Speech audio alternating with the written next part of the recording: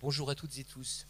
Merci d'être avec nous ce soir pour ce 26e ou 27e débat public de l'Institut Palladio. Je suis Pierre Ducret, je dirige l'Institut.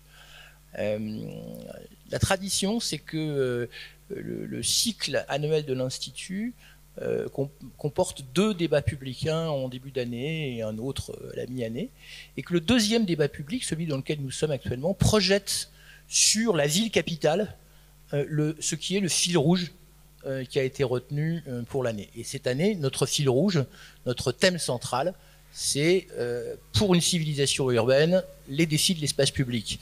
Alors évidemment, projeter ce fil rouge sur Paris, c'était essentiel, évidemment, et c'est une illustration et un approfondissement considérable pour tous les auditeurs qui sont présents, et puis je pense pour tout le monde. Je voudrais remercier Emmanuel Grégoire, le premier adjoint à la maire de Paris, de nous accueillir ici à l'Hôtel de Ville, d'avoir accepté d'ouvrir ce débat, et il est entouré par des experts qui ont chacun un angle de vue différent sur cette question des espaces publics. Donc on a à la fois l'angle de vue de l'urbanisme, Dominique Alba, directrice de l'atelier parisien d'urbanisme, l'angle de vue de l'économiste, Isabelle Barraud-Serfati, fondatrice et dirigeante d'EB-City, et le point de vue du designer Rami Fischler. Et je crois que ces 3 regards sur les espaces publics parisiens tels que va nous les problématiser en quelque sorte Emmanuel Grégoire seront très précieux pour tout le monde. Donc ce que je propose, monsieur le premier adjoint, c'est que vous preniez la parole. Vous avez je sais que vous avez fait un travail considérable. On attend tous avec beaucoup d'impatience la sortie du manifeste pour une nouvelle esthétique parisienne. Mais merci de nous dire, vous avez la responsabilité, la municipalité a la responsabilité des espaces publics de Paris qui sont regardés par le monde entier, qui sont les espaces publics de la ville la plus dense d'Europe, avec des injonctions, des objectifs, des contraintes contradictoires à traiter. Vous avez fait un travail en profondeur depuis 2 ans, je crois, qui s'est traduit par un travail scientifique, une exposition à l'Arsenal, un travail de concertation aussi avec les citoyens. Voilà, je pense que le sujet, il est bien chaud pour vous. Donc, à vous de nous en parler. Merci beaucoup, Pierre. Merci beaucoup à la Fondation Palladio d'organiser ce temps d'échange qui traite de sujets universels, mais qui, je trouve, par le prisme parisien, a peut-être une actualité et une complexité plus riche encore. On doit répondre à une question: comment gérer la complexité des espaces publics au XXIe siècle? Alors, certains vous diraient que c'est pas forcément à moi qu'il faut le demander, parce que si on était compétent en la matière, ça se saurait. Je le dis avec un peu d'ironie, mais parce qu'il faut en prendre beaucoup dans mon métier sur ce sujet éminemment complexe et spécifiquement parisien. Pas du tout pour se dédouaner, mais la situation de Paris est particulière. C'est l'une des seules villes au monde qui est à la fois une capitale économique, politique et culturelle. Ça lui donne une intensité d'usage tout à fait exceptionnelle par rapport à bien d'autres villes, qui se révèlent par 1000 indicateurs. Dominique Alba le dirait bien mieux que moi. Par une histoire patrimoniale, une histoire urbaine extrêmement particulière, pas singulière quand on la compare à d'autres villes européennes notamment, mais singulière quand on la compare sur les enjeux des villes-mondes, comme on dit. Et que c'est difficile. Que ça a toujours été difficile. Et que c'était notamment l'un des objets de l'exposition et du travail intellectuel que nous avons mené autour de cet ouvrage collectif, La beauté d'une ville. Et merci beaucoup, je connais quelques visages qui y ont contribué dans la salle. C'était de dire, cet enjeu de complexité, il a une profondeur historique. C'est un acquis autant qu'un enjeu à relever. Et au-delà de cette permanence multiséculaire, quels sont les éléments dans la modernité des enjeux qui sont face à nous qui viennent rajouter de la complexité à la complexité? Parmi ceux-là, j'en livre 2, au moins 2, mais parce que je pense que ce sont les plus structurants. C'est la question de la révolution du paradigme des mobilités. Comment les villes ont été bâties dans la seconde moitié du XXe siècle autour de cet essor de la voiture individuelle, dans une parenthèse historique qui se révélera à l'échelle de l'histoire très petite, j'en ai la conviction. Et la deuxième chose, c'est évidemment les enjeux environnementaux, à l'intérieur de ça, les enjeux du changement climatique et comment on trouve un chemin de soutenabilité du modèle de développement de ces grandes métropoles mondiales. Pourquoi ? Parce que la ville, Paris parmi d'autres, Paris moins que d'autres, c'est aussi une chance, va être confrontée à des phénomènes d'exacerbation climatique qui vont profondément éprouver son modèle de soutenabilité. Un grand nombre des appartements parisiens vont devenir de fait insalubres, non pas par la qualité du bâti qui est la leur, mais par le fait qu'on ne pourra plus quasiment y vivre, sauf à changer. Évidemment, la question est comment on stimule le changement. Parce qu'il fera trop chaud, parce qu'il y aura des phénomènes, y compris qui viendront percuter le modèle de consommation énergétique, etc. Et c'est sur ces enjeux qu'on a essayé de réfléchir, si je utilise la flèche dans le bon sens. Le tout-voiture a marqué beaucoup la fabrique de la ville et j'ai tendance à dire qu'il y a vraiment eu 3 grands paradigmes sur les 2 siècles qui viennent de s'écouler. Un paradigme d'aménagement urbain de la ville moderne qui est celui du 19e siècle, qui est celui du préfet Haussmann, d'avant lui le préfet Rambuteau, et qui a connu quand même des évolutions fin 19e, début 20e. Le modèle, la réorganisation de la ville autour de la voiture sur la seconde moitié du 20e siècle, et je considère que nous sommes en train de changer de paradigme à nouveau, de façon radicale, et pas que Paris d'ailleurs, hein, c'est vraiment un sujet très partagé, qui est celui de l'adaptation aux enjeux climatiques et dans la dimension de qualité de vie et dans la dimension de modèle énergétique et de modèle de développement. Je ne veux pas rentrer sur le détail de comment on fait, etc., parce que je pense que l'éclairage de Dominique, d'Isabelle et de Rami sont plus intéressants pour rentrer dans la discussion et peut-être m'autoriser à revenir sur 2-3 exemples. Mais en tout cas, dire comment on a essayé d'organiser ça. On n'a pas tout fait bien, Anne Hidalgo le dit souvent, dans notamment la transformation environnementale de la ville, etc., c'est venu heurter beaucoup des modes de fonctionnement habituels de la ville, qu'est-ce qui relève de la gestion déléguée, qu'est-ce qui relève de la montée en compétences, qu'est-ce qui relève de l'appropriation de nouvelles compétences, etc. Et donc on a essayé de travailler à 3 éléments. Le premier, c'est un travail de refondation doctrinale. Qu'est-ce qu'on veut faire? C'est quoi notre vision de la transformation de la ville? Deuxièmement, quel est l'arsenal d'outils dont nous voulons disposer pour le permettre? Et troisièmement, quelle est la gouvernance que nous mettons en place dans la durée pour nous aider à réguler tout ça? Et quand je dis tout ça, c'est à la fois des sujets de ce que j'appelle le grand périmètre de la qualité de vie du quotidien, la sécurité, la propreté, l'aménagement, la beauté de Paris, les usages du quotidien.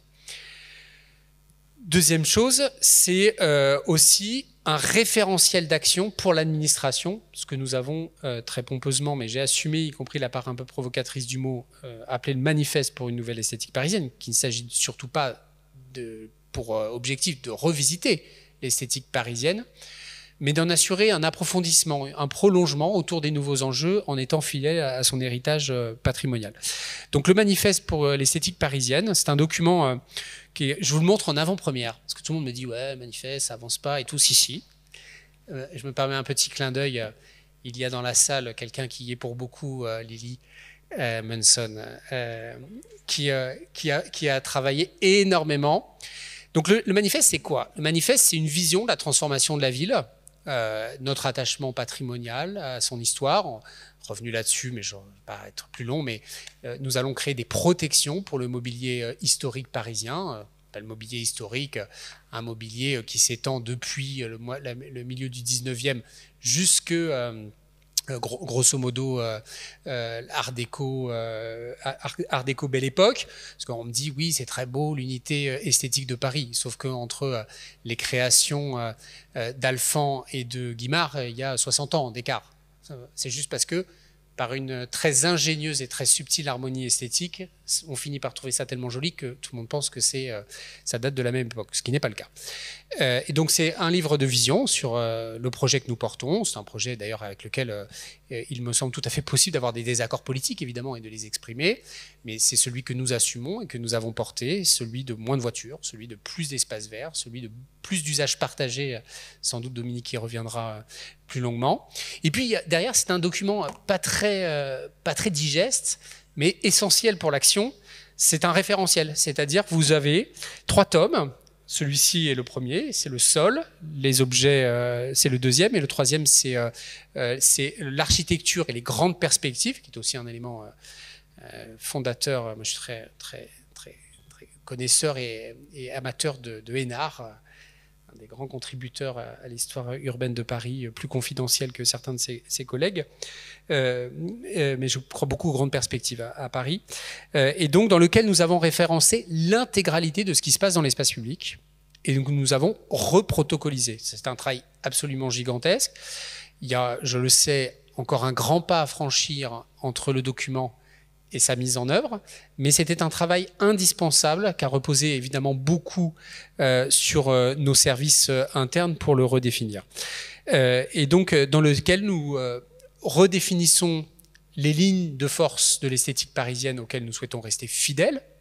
Évidemment, les promenades d'Alphand en étant sans doute la Bible indépassable, même si en la matière, il est revisité et il a été revisité dans l'histoire maintes et maintes fois, mais c'est une inspiration évidemment à laquelle nous sommes non seulement attachés mais que nous allons protéger. Mais on définit en gros les doctrines de gestion de l'espace public et de conception de l'espace public. Il y a vraiment une séparation très forte entre les missions d'aménagement et de conception d'espace public et les missions d'entretien. Je ne dis pas que c'est cloisonné, mais en tout cas ce sont des champs d'intervention extrêmement différents. Donc 4 tomes qui sortiront et qui seront à la disposition de tous les professionnels qui interviennent dans l'espace public. Il s'agit évidemment d'abord des services municipaux qui interviennent dans l'espace public, la direction de l'urbanisme ou la direction de la voirie et des déplacements, la direction des espaces verts, la direction de la propreté, il y en a bien d'autres. La question des concessionnaires, beaucoup travaillé avec Enedis, GRDF, etc., pour harmoniser les protocoles d'intervention chantier, les rationaliser, les compacter, les surveiller, puisqu'il faut quand même tout bien pouvoir surveiller. Et puis les grands partenaires de gestion délégués, que ce soit des grands concessionnaires de mobilier urbain, que ce soit des partenaires qui interviennent dans l'espace public. Et donc ce document sera notre document partagé. Il est par nature un document dynamique, puisque là aussi Dominique en parlera sûrement, il y a tous les 3 mois un nouvel usage qui apparaît dans l'espace public pour le meilleur et pour le pire. Le meilleur, c'est la dynamique d'une ville par nature. Le pire, c'est que parfois les écueils de régulation sont nombreux et notre cadre législatif particulièrement malhabile et manquant d'agilité pour s'adapter à ces nouveaux phénomènes.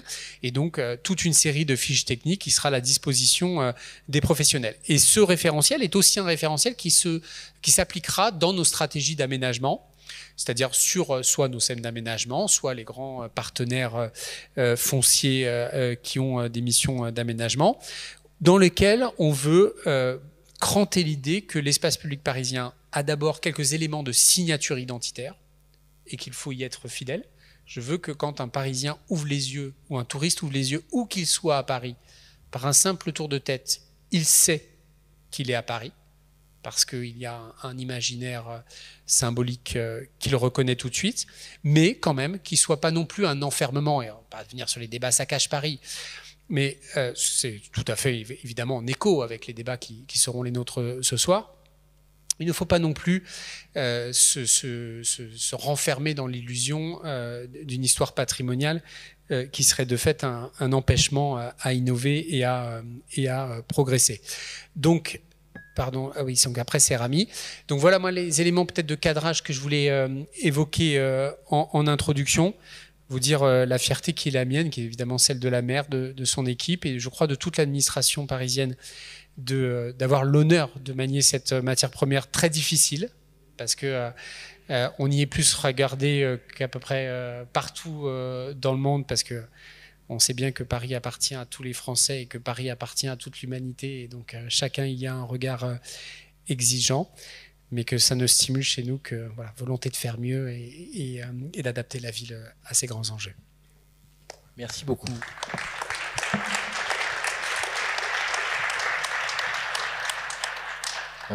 On attend la sortie de ce manifeste avec beaucoup d'impatience. Pour commencer, je vais demander à chacun de nos 3 experts de réagir, de commenter, d'apporter son propre regard. Et je voudrais commencer par le regard du designer.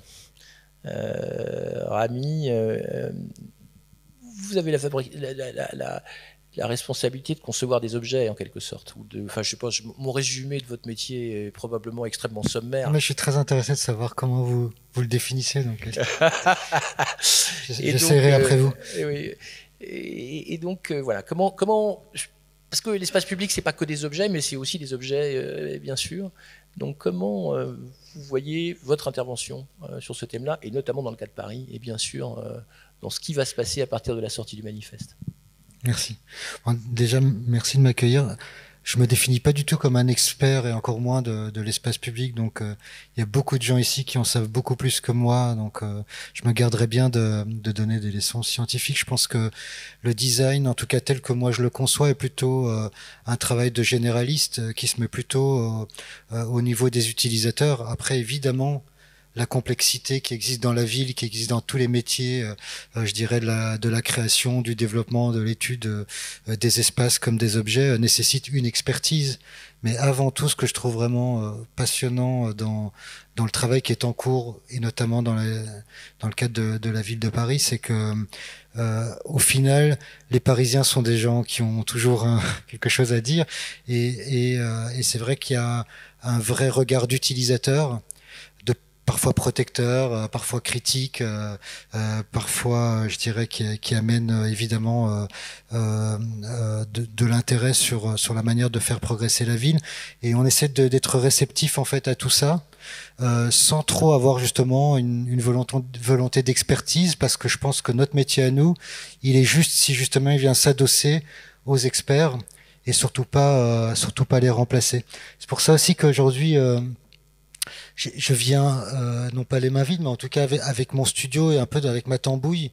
Ça, c'est mon studio. On est au 3e étage d'un petit bâtiment sur le quai de Valmy. On utilise les murs pour essayer nous-mêmes en fait de se faire une idée de ce qu'on imagine de la ville et des usages de la ville, sans essayer de le penser de façon trop experte, et finalement de confronter ça à la façon dont on fait du design.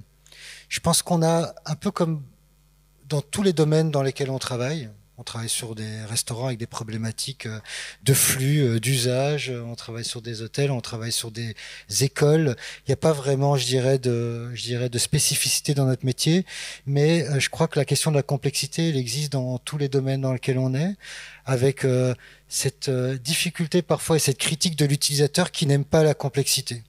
Ce qu'il veut à la fin, c'est des choses simples.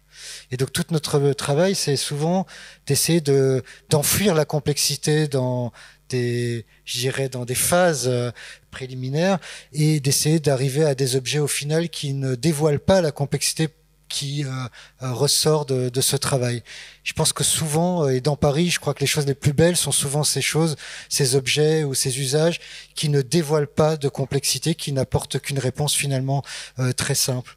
Et j'ai essayé là de très simplement identifier comment les choses, les ingrédients en fait que nous avons nous à gérer tous les jours. Donc la partie émergée, et alors je vous avoue qu'elle est quand même très liée à la façon dont on pense en ce moment la question de la ville, mais la question de l'histoire, Emmanuel Grégoire en a parlé, de la continuité, je dirais même de la répétition qui est très forte. Moi je suis un Bruxellois, quand j'arrive à Paris, ce qui me marque, c'est la répétition qui donne de l'harmonie.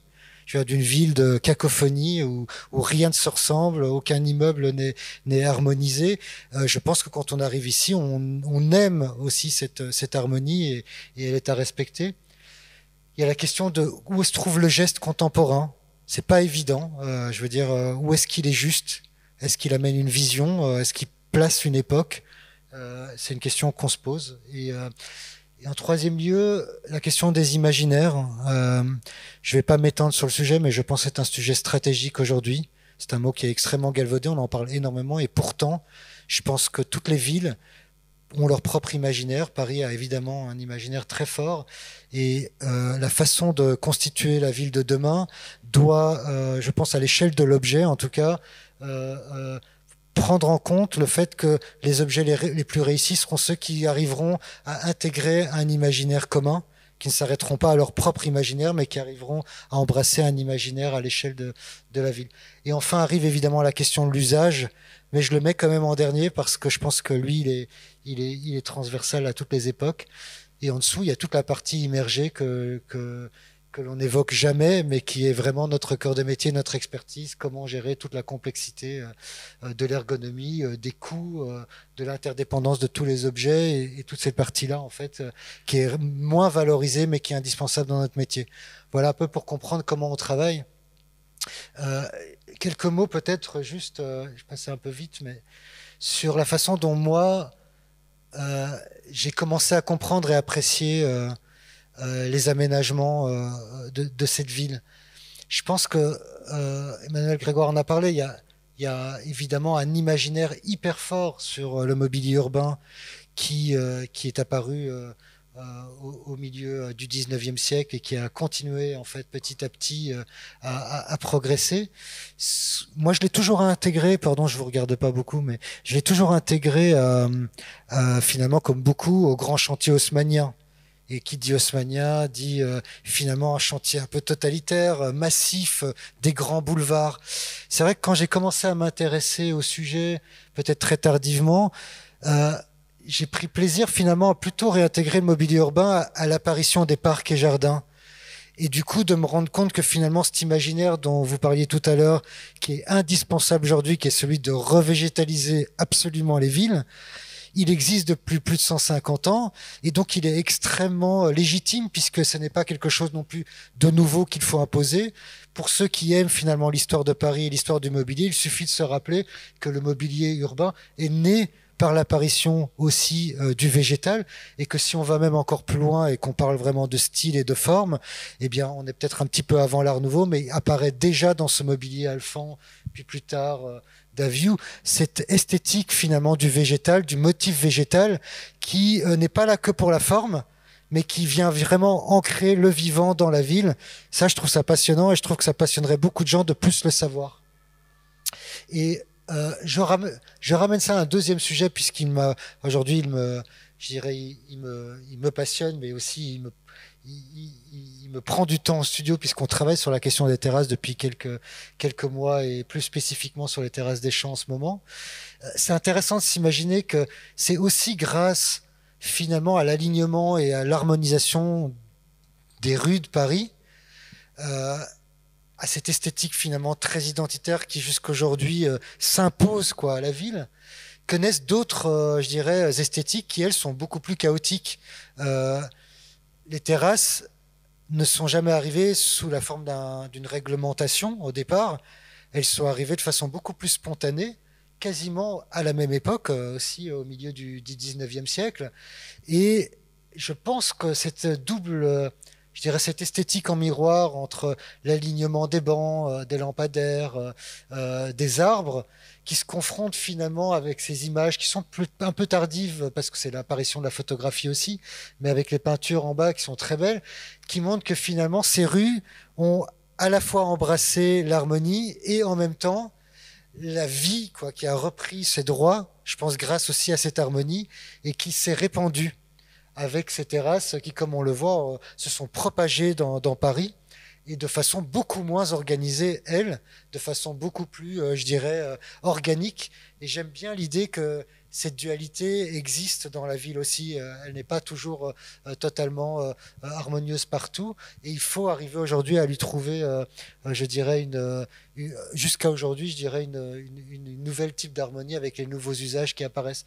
Et je finis juste par un clin d'œil, parce que même dans ce chaos des terrasses, est arrivée la standardisation. Pour moi, les sièges et les tables, les guéridons des terrasses font partie du mobilier urbain parisien, parce que très vite, elles se sont standardisées par la multiplication, je dirais, de l'usage dans la ville. Et aujourd'hui, elles font tout autant partie que le mobilier urbain de l'identité, de l'imaginaire parisien.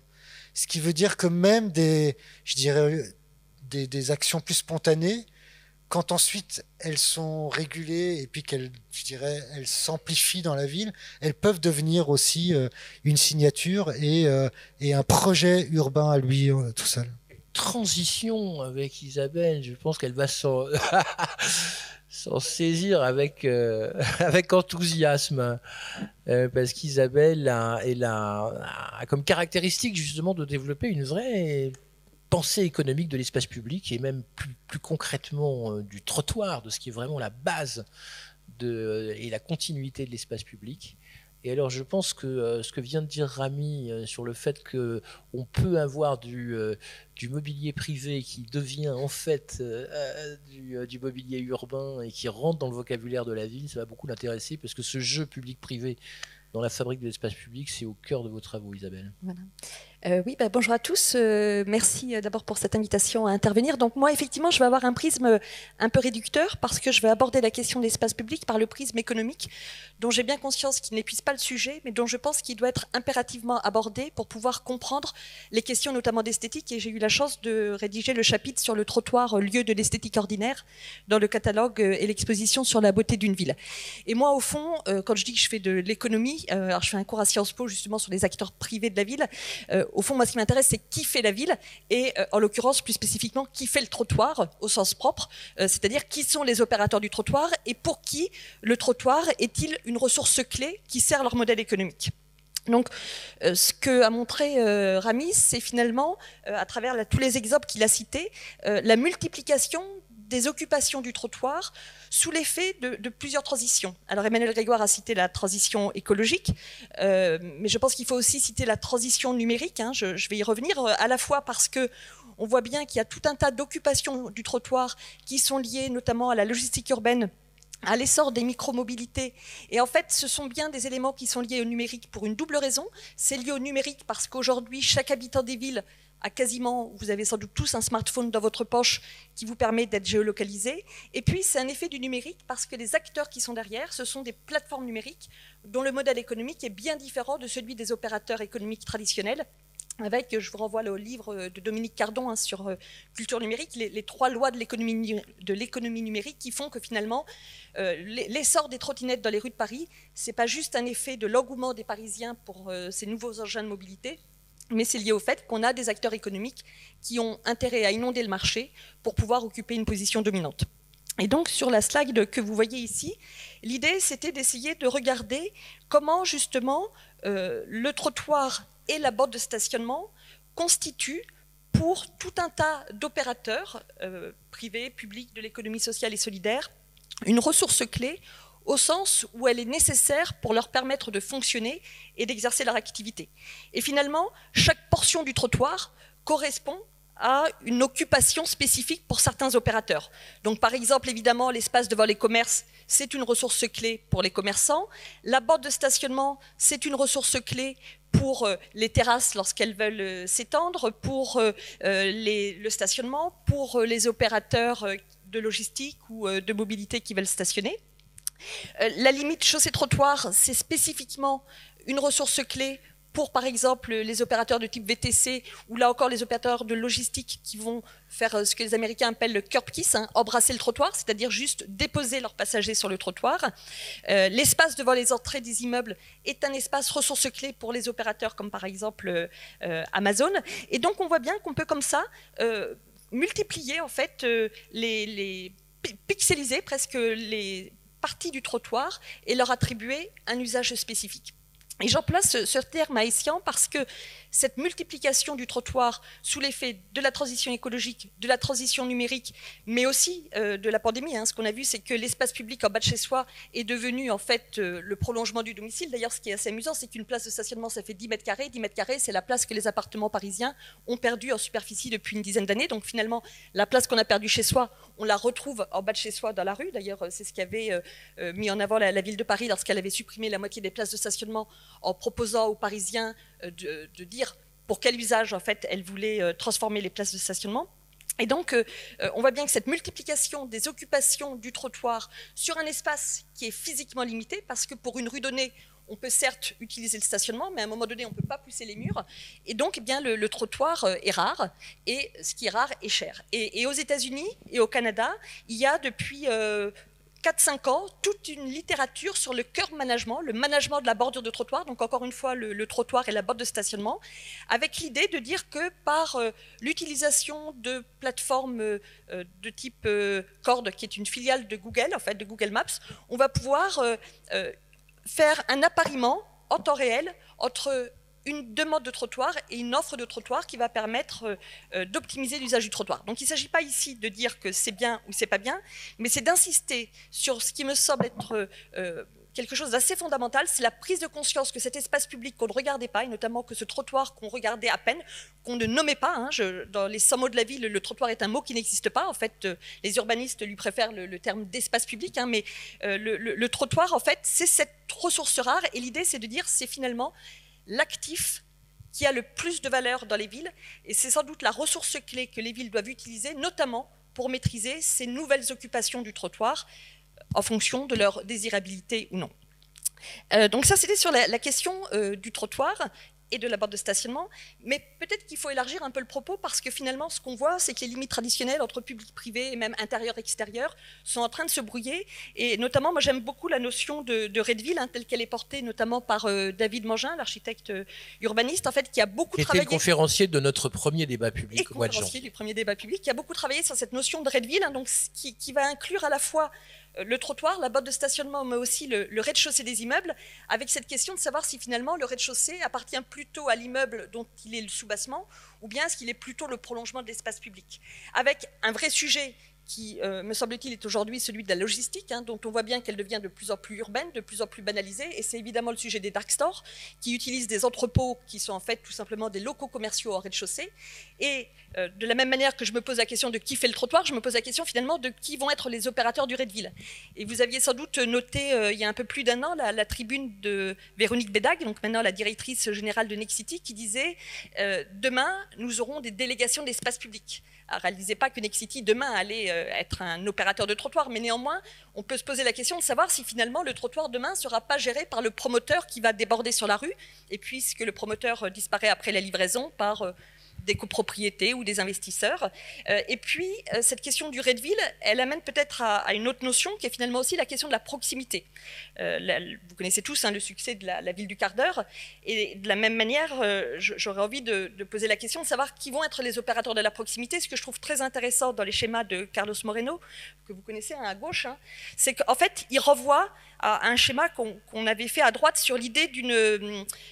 C'était dans le cadre d'une étude que j'ai faite avec Nicolas Rio et Clément Fourchy sur les nouveaux modèles économiques urbains, avec cette idée que ce qui caractérise aujourd'hui la transformation économique des villes, c'est le basculement usager-centrique des villes. C'est-à-dire que il me semble qu'il faut considérer qu'aujourd'hui, les villes, les collectivités locales ne sont plus qu'un fournisseur parmi d'autres de services aux habitants des villes, et que de plus en plus, en fait, pour concevoir les services aux habitants des villes, il faut penser les services urbains du point de vue de l'habitant. Et au fond, il me semble que les deux schémas sont équivalents, et que la question, c'est qui va offrir les services aux habitants des villes pour lui permettre de se loger, de se déplacer, de faire ses courses, de se nourrir, de travailler.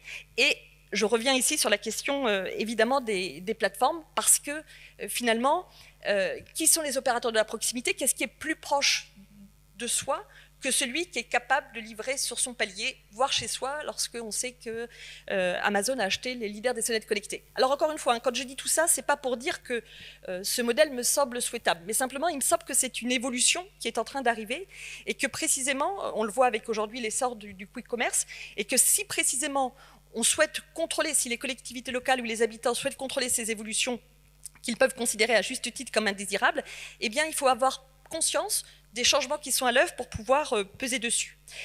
Et notamment, évidemment, la question, me semble-t-il, centrale, c'est celle d'un acteur comme Amazon. Là, c'est une photo qui se trouve place de l'Europe à Paris, mais j'ai des photos analogues, par exemple, rue Bleue. Ce qu'on voit, c'est que le trottoir, la chaussée, lorsqu'elle est inutilisée, comme ici sur ce rond-point quasi vide, quasiment toute la journée, devient le véritable quai de déchargement d'acteurs comme Amazon, avec une question, et là je cite l'urbaniste américain Anthony Townsend qui dit, donc là aussi la question elle est un peu provocante, mais et si demain les villes à court d'argent, hypothèse qu'on ne peut pas tout à fait exclure lorsqu'on peut imaginer que le quoi qu'il en coûte va se traduire par une tension sur les finances publiques, quid si les villes demain à court d'argent échangeaient avec Amazon des droits d'accès privilégiés aux portes d'entrée des immeubles? Tout ça pour dire qu'il me semble que par rapport à ça... Le romancier Damasio qui a poussé ça jusqu'à l'extrême dans Les Furtifs où les villes sont vendues à des opérateurs. Non, alors il ne le pousse pas à l'extrême parce que justement Damasio, assez curieusement, n'évoque que LVMH, Orange, et il n'évoque pas du tout les plateformes du numérique. Les plateformes, c'est exact. Elles ne sont pas citées, les plateformes du numérique. Et alors je pense que le changement, il est vraiment... Elle est redoutable. Et puis il y a un autre acteur qui n'est pas là parce que Amazon, je dirais, c'est assez facile en fait. Amazon, il utilise l'espace public et aujourd'hui l'espace public, il est sous contrôle des collectivités locales, il appartient au domaine public, sous réserve de ce qu'on voit dans les macrolos, mais ça c'est un autre sujet. Or, il y a d'autres plateformes qui, me semble-t-il, sont peut-être encore plus redoutables, qui sont les acteurs de la couche informationnelle, et ce sont évidemment les acteurs comme Google Maps. Je vous renvoie là à l'article de Vraiment que vous aviez sans doute lu, Google a les moyens de tout gâcher et passer le boc à Toronto, avec cette idée que l'accès à l'espace public passe de plus en plus par l'accès à l'information sur l'espace public, et que cet accès à l'information sur l'espace public, il est opéré par des acteurs comme Google Maps, mais dont on parle sans doute beaucoup moins parce qu'elles apparaissent comme gratuites. Elles apparaissent comme gratuites parce que vous, lorsque vous consultez Google Maps, vous ne payez rien. Et il me semble que le gratuit fonctionne comme une cape d'invisibilité, mais il faut bien avoir conscience que le gratuit dans la ville a changé de nature. Avant, il était fondé sur le couple usager-contribuable. L'espace public était gratuit pour l'usager parce qu'il était payé par le contribuable. Le gratuit de Google Maps est rendu possible par les modèles freemium et les modèles bifaces du numérique. Et donc, il me semble que ce renversement du gratuit doit poser la question, et là aussi, c'est une question un peu taboue, mais de la tarification de l'espace public. Alors évidemment, l'espace public, il est libre d'accès et gratuit, c'est un principe intangible et sacré, mais est-ce qu'il est normal qu'Amazon ne paye pas l'espace public lorsqu'il est utilisé comme quai de déchargement? Et puis pour finir, voilà, la question c'était peut-être de se dire, mais finalement, quelle sera la... Voilà, la polémique du mois. 2021, c'était la bataille des trottoirs et saccage Paris. 2019, c'était les trottinettes électriques. J'ai pas mis 2018, la bataille des vélos en free floating.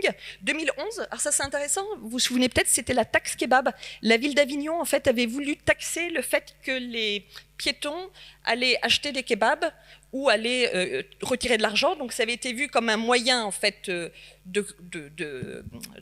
d'éviter des commerces jugés indésirables. Ça avait été retoqué par le Conseil d'État parce qu'il n'y avait pas d'occupation, de convention d'occupation du domaine public qui liait le fait de stationner devant un kebab ou un distributeur automatique de billets. Mais il me semble qu'on renvoie aux mêmes questions que celles qui sont posées aujourd'hui. Mais au fond, toutes ces batailles, on voit bien qu'elles ne sont pas si récentes. Et donc, je vous renvoie à 1882. En fait, il y a un livre d'un architecte belge, d'ailleurs, qui s'appelle Jules Brinfo, sur les odeurs de Paris. Et il dénonce dans un passage assez croustillant le fait qu'arrivent sur les trottoirs de Paris des voitures renfermant des enfants qui sont poussés par la mère ou la bonne. Et il s'inquiète que ce soit vraiment très mauvais en fait, pour les enfants. Et ce sont les poussettes qui venaient de faire leur apparition. Et donc, simplement, ça montre que les mutations du trottoir évoluent au fil des mutations qui saisissent la ville. Et que donc, je vous souhaite bon courage pour réguler toutes ces futures occupations. Merci Isabelle.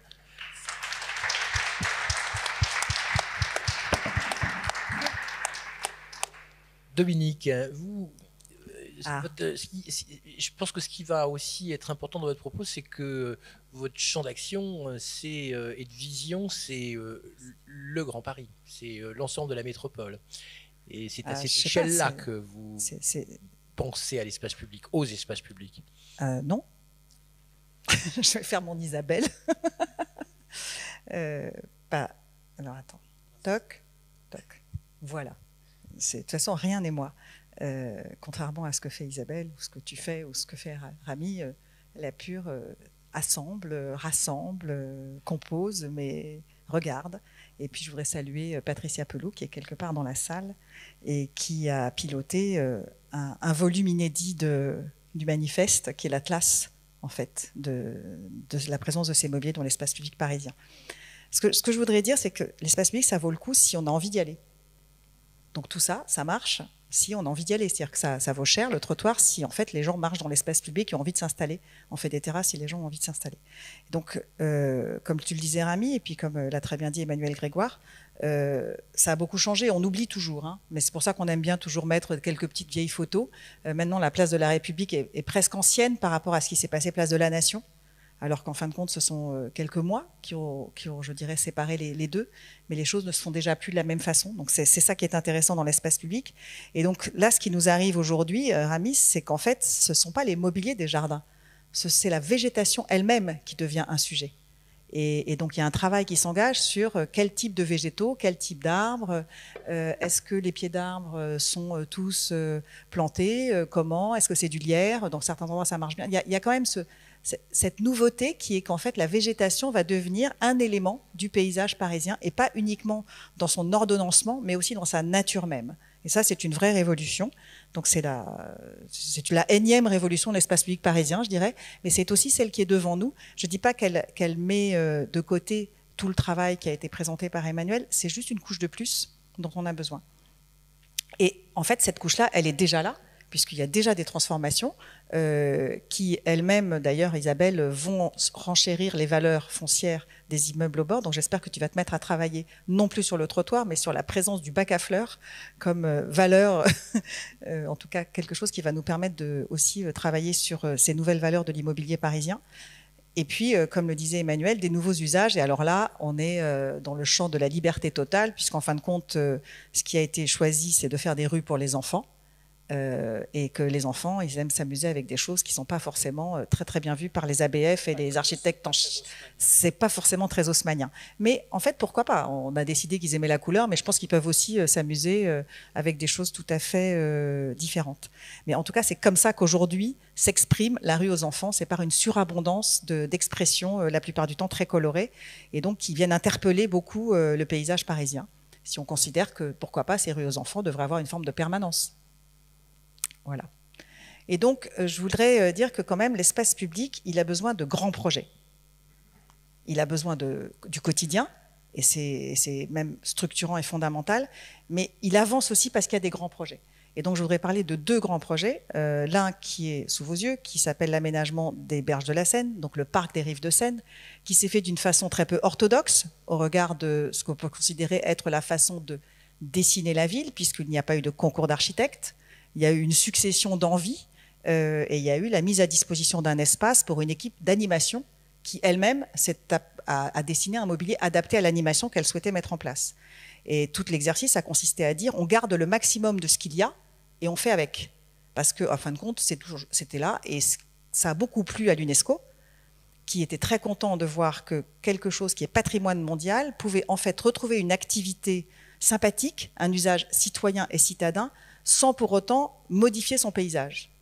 Et Bandarin, il trouvait ça génial parce que c'était son grand problème, c'est que dans le monde entier, tous les sites les plus touristiques sont en fait un peu gelés dans leur image et je dirais pâtissent en fait de ça. Donc là, il y a une équation qui a été inventée par Paris et qui est celle-là que vous pratiquez, j'imagine, assez régulièrement. Et donc, ce qui est assez intéressant, c'est qu'il y a eu cette première période donc de cette transformation de la berge rive gauche et d'installer des feux sur la berge rive droite. Tout le monde a oublié qu'il y a eu un feu installé au bout de la passerelle de Billy. Avant, on passait dans un espèce de passage souterrain immonde et donc on a juste installé un feu. On a installé un feu aux Tuileries, devant la passerelle... comment voilà. Non, c'est la passerelle Léopold Senghor, mais il y a la statue de Jefferson au bout de la passerelle. Voilà, on l'appelle Solferino, mais... et que, en fait, cette histoire-là, elle continue, puisqu'aujourd'hui, on a de nouveau des projets absolument incroyables qui, en fin de compte, sont fédérés par la Seine. On n'y pense pas de cette façon-là, mais c'est en fait un immense espace public qui est en train de s'installer au cœur de Paris, avec ses ramifications qui sont évidemment... donc là, on vous a mis... on ne peut pas ne pas mettre le projet Tour Eiffel, si je puis dire, mais vous avez aussi à l'autre bout ce qui est en train de se passer à Paris-Rive-Gauche, qui n'est pas que du béton, qui est aussi des endroits dans lesquels on peut s'installer. Et je vous invite à aller découvrir Bercy Beaucoup, qui vient d'ouvrir, et puis demain, l'espace sous le boulevard périphérique, qui est aussi en bord de Seine. Je dis ça parce que je pense que ces actions-là, elles ont le mérite de révéler d'autres paysages dans la ville et en fait, elles viennent nourrir l'espace à disposition pour faire de l'espace public. Et donc, elles nous permettent d'imaginer et de rêver avec peut-être des cadres moins difficiles que, par exemple, celui des Champs-Élysées, cher ami, qui est essentiel aussi. C'est un très grand projet. Et puis, le grand projet, et là, j'aborde la question du Grand Paris. Voilà, Pierre m'y a invité, mais toujours. C'est quand même, je suis un Sherpa du Grand Paris, comme toutes les équipes de la Pure. J'étais ce matin à 9h à Noisy-le-Grand. Hein, donc, voilà. Et oui, j'animais un atelier avec des élus sur les zones d'activité économique. Donc, ça fait partie du Grand Paris. Donc là, c'est le projet, évidemment, c'est ce qui est en train de se passer aujourd'hui de part et d'autre du boulevard périphérique. Donc, c'est plus d'une centaine de projets qui ont été documentés avec un système d'atelier qui a été présidé par Emmanuel Grégoire. Et pourquoi je vous le montre? C'est parce qu'en fin de compte, quelque part, il y a un vrai sujet d'espace public sur cette nouvelle ceinture verte. Et cet espace public, il est également porté par les radiales, qui sont les voies historiques. Et donc là, on retrouve un peu de l'histoire, puisque ce ne sont pas les voies des chasses, mais ce sont les grandes routes qui menaient vers les grandes villes d'Europe, et dont elles portent encore le nom, quand on regarde un peu les plans, je dirais. Et là, on a une question collective qui est, à cette échelle-là, pour faire le commun dont on a besoin et se sentir bien et aller marcher, parce qu'en fin de compte, à un moment, il faut juste avoir envie de marcher, quels sont les outils que nous avons à disposition? Et là, la chose est un peu plus compliquée, je dirais, parce qu'il s'agit de réassocier des mobiliers de toutes les couleurs, des paysages qui sont d'une complexité inouïe, qui n'ont pas la chance d'être, comme à Paris, souvent bordés par des bâtis réguliers, qui nous aident beaucoup dans la gestion de l'espace public. Et donc là, il va falloir inventer un registre qui s'invente peu à peu. Hein.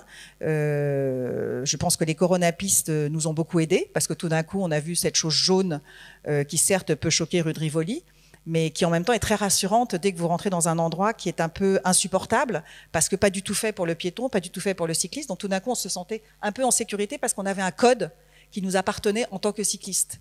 Et je crois que c'est quelque chose, c'est toi qui as parlé de cette harmonie, c'est que l'espace public, c'est un code, le mobilier urbain donne un code, et quand on a ce code, évidemment, Emmanuel, on voit Paris, mais on se sent bien parce qu'on pense que c'est pour nous. Et donc là, c'est ce qu'il va falloir qu'on invente à l'échelle du Grand Paris. Et je terminerai en disant, non seulement il va falloir qu'on l'invente, mais vu l'offre que nous allons avoir à disposition avec le nouveau réseau de transport et l'espace, en fait, qui va être tout d'un coup desservi d'une façon incroyable, si on n'installe pas la possibilité de se sentir bien dans l'espace public, on va avoir un tout petit problème. C'est qu'on aura investi 45 milliards d'euros, on ne saura pas trop pourquoi. Et donc là, je crois que ce sera un problème. Voilà. J'ai compris d'ailleurs, Dominique, que la Pure comptait les arbres après les projets des gares, enfin avant et après, non? Et pour mettre un peu de nous sommes en train. Affaire. Oui, bien évidemment, on compte. De toute façon, on compte tout à la Pure, donc on compte. Voilà. On fait un travail avec la Société du Grand Paris. On essaie de. Donc, on a créé l'Observatoire des quartiers de gare, qui a permis déjà de partager le fait que les choses existaient avant nous, et que le réseau du Grand Paris Express avait la particularité suivante, c'est de s'installer dans un paysage déjà bâti, avec par contre un espace public difficile, puisque autant à Paris on a 28% de la surface de Paris qui est de l'espace public, quand on sort de Paris on passe à 15% et après à 10%. Donc déjà on n'a plus d'espace public. Donc il va falloir, et il est très sollicité. Donc, tu peux redire ces trois pourcentages là? Oui, 28, 15, 10. Pas facile, hein? Voilà. Donc, Haussmann, si vous voulez, il a enlevé de l'espace au bâti pour créer de l'espace public. L'essentiel des tracés d'Haussmann a créé de l'espace public. Et en fait, dans le Grand Paris, on n'a pas cette possibilité puisque tout est bâti. On a des très grandes parcelles, donc c'est difficile de se déplacer. D'où l'importance de ces radiales que j'ai montrées sur la slide précédente, parce que ce système-là, il irrigue et on peut y arriver. Entre ces radiales, on a plutôt des quartiers, des choses plus petites, et là, on peut imaginer que les gens, je dirais, fabriquent chacun l'espace dans lequel ils se sentent bien. Mais on pourrait au moins avoir un imaginaire collectif à l'échelle de ces grands axes. Et donc, avec la Société du Grand Paris, on regarde si, en fin de compte, les projets prévus dans le cercle de 300 mètres, qui est donc le pôle vraiment lié à la gare, augmentent la possibilité d'être bien pour le piéton ou pas.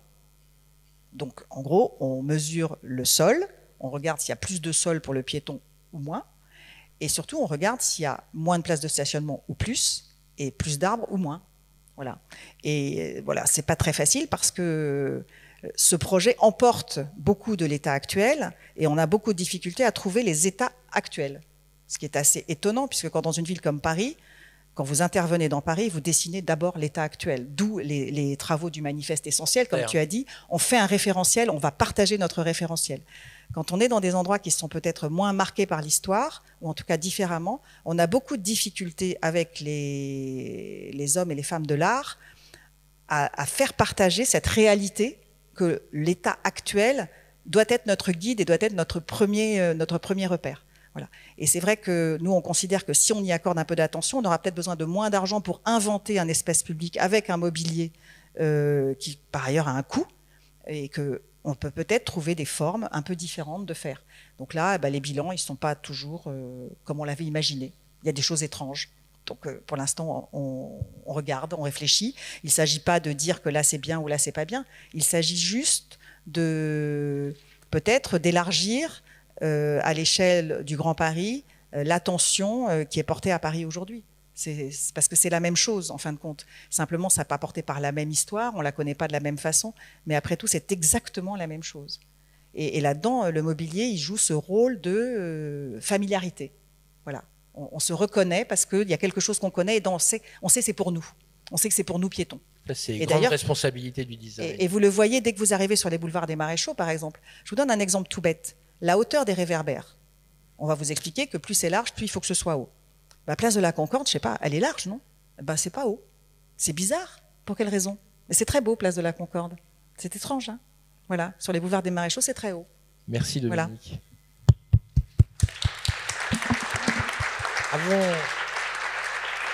Avant d'entamer une conversation d'abord entre vous et aussi avec la salle, je pense que Emmanuel Grégoire va pouvoir réagir sur vos commentaires en quelque sorte. Et si je peux me permettre, moi il y a 3 points sur lesquels j'ai envie de vous entendre réagir.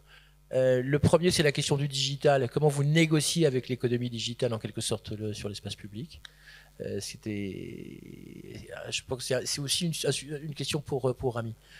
Et le deuxième, c'est ce que disait Isabelle sur le public privé. Il se trouve que cette promotion 2022 a pour marraine Nathalie Appéré. Nous étions à Rennes il y a une dizaine de jours, et que la réponse sur ces sujets de la maire de Rennes, alors je ne veux pas comparer Rennes et Paris, c'est pas le problème, mais c'est intéressant du point de vue des positions un peu tranchées. La position de la maire de Rennes, qui fait une grande politique d'espace public de très très grande qualité, et de dire, pour moi, la clé c'est la maîtrise et la propriété de l'espace public. Il n'y a pas de politique d'espace public s'il n'y a pas de propriété et de responsabilité totale sur le foncier, quoi, en gros, sur les sols. Donc comment vous réagissez-vous par rapport à ça, et dans quelle mesure vous êtes prêt à négocier avec le privé sur ces points-là? Et puis ma troisième question, c'est sur ce que vient de dire Dominique, notamment à propos du Grand Paris, puisqu'elle y est venue. Dans quelle mesure le manifeste peut percoler au-delà du périphérique? Des questions tout à fait fondamentales. Sur la transformation numérique de la ville, c'est incontestablement un enjeu tout à fait majeur qui soulève des questions de nature très différente. Moi, je suis grand fan des travaux d'Isabelle, on a l'occasion déjà d'échanger. Le droit commun de l'occupation de l'espace public, c'est que quand on a une activité économique qui génère de la valeur sur l'espace public, on doit payer quelque chose. Modalité juridique différente. Enfin, pour simplifier, j'utilisais beaucoup cet argument au moment où les trottinettes électriques sont apparues. C'est quand quelqu'un vend une crêpe dans l'espace public, à moins s'il le fait de façon illégale. C'est-à-dire sans être déclaré, il arrive avec son petit chariot et vend sa crêpe. Le droit commun, c'est qu'il paye quelque chose à l'espace public. Et je leur disais, vous êtes des vendeurs de crêpes sans autorisation. Vous installez vos trucs du jour au lendemain. Et ça soulève plein d'autres questions, que le sujet bassement d'intérêt financier que j'évoque. Mais enfin, il se trouve que je m'en préoccupe. Et donc là, c'est un des enjeux de la transformation numérique. Je pourrais l'illustrer par 1000 autres exemples, mais si je les reprends, vélo en free floating, trottinette, les dark kitchen d'abord, et la livraison des systèmes de repas à domicile. Et maintenant, les dark stores, et plus globalement le quick commerce. Ils ont un point, c'est que ces gens-là vont 1000 fois plus vite que les pouvoirs publics. Nous avons un système français qui est complètement obsolète.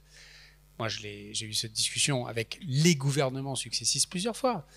Entre le moment où vous voyez apparaître un problème et comment ça se passe dans notre vie, à nous, comment ça se passe dans la vie d'un élu, l'identification de ces problèmes d'espace public.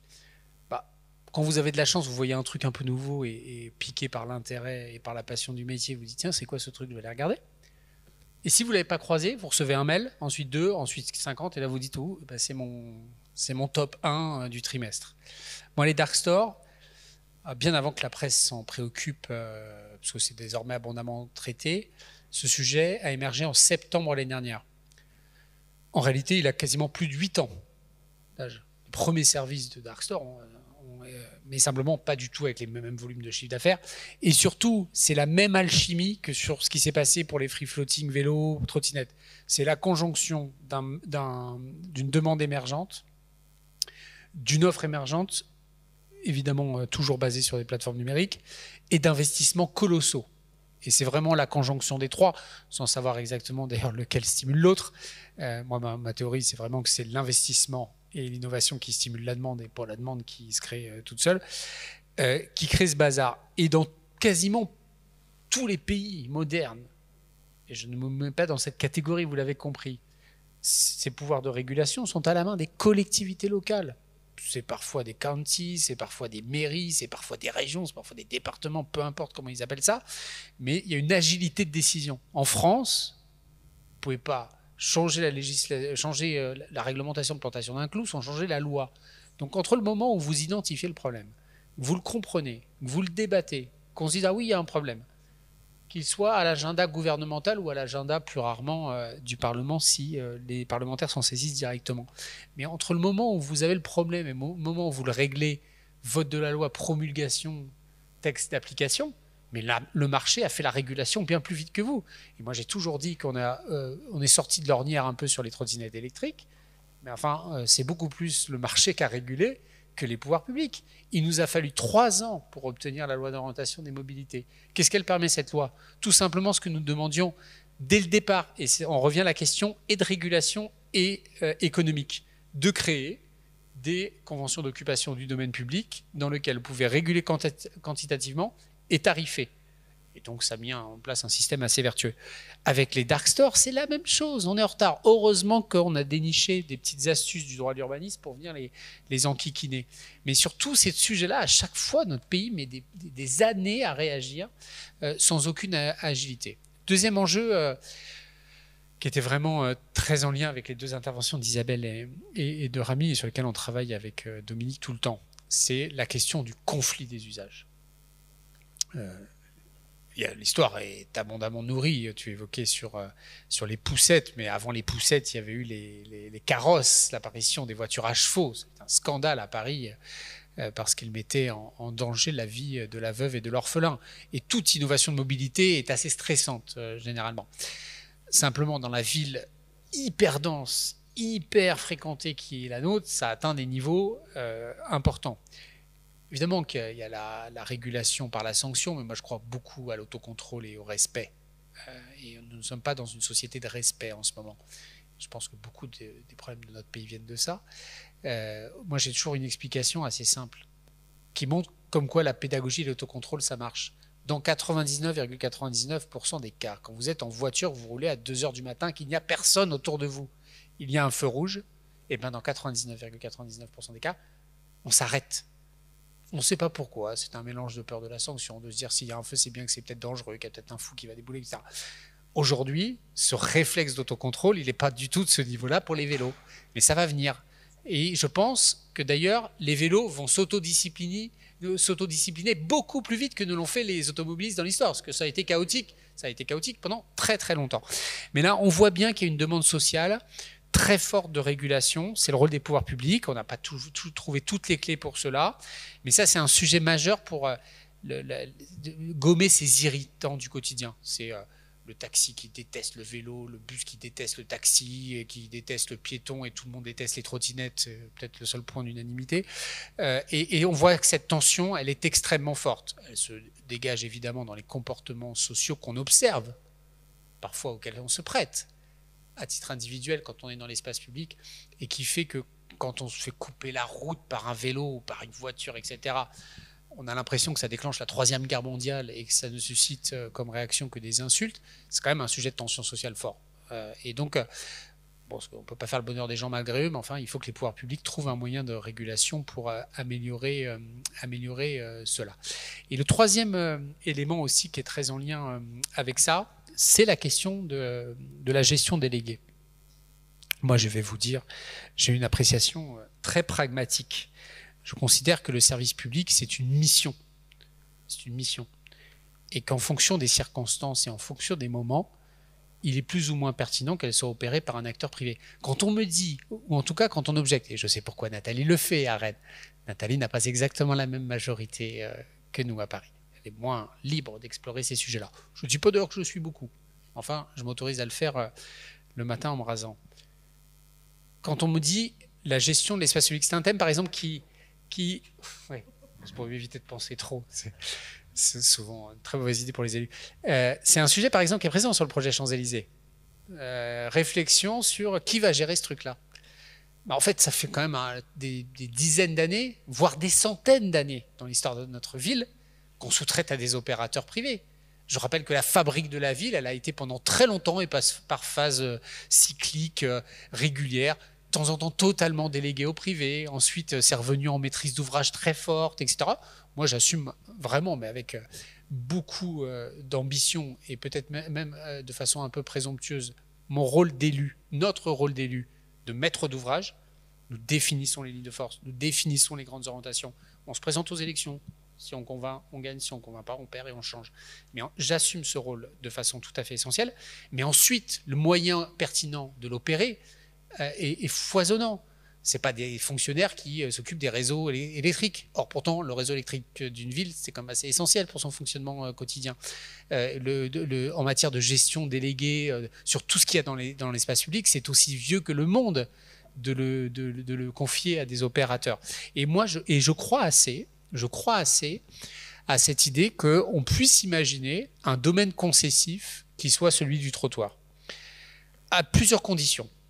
D'abord, ne pas en faire un a priori d'efficacité ou d'excellence. Je pense que ça dépend des circonstances.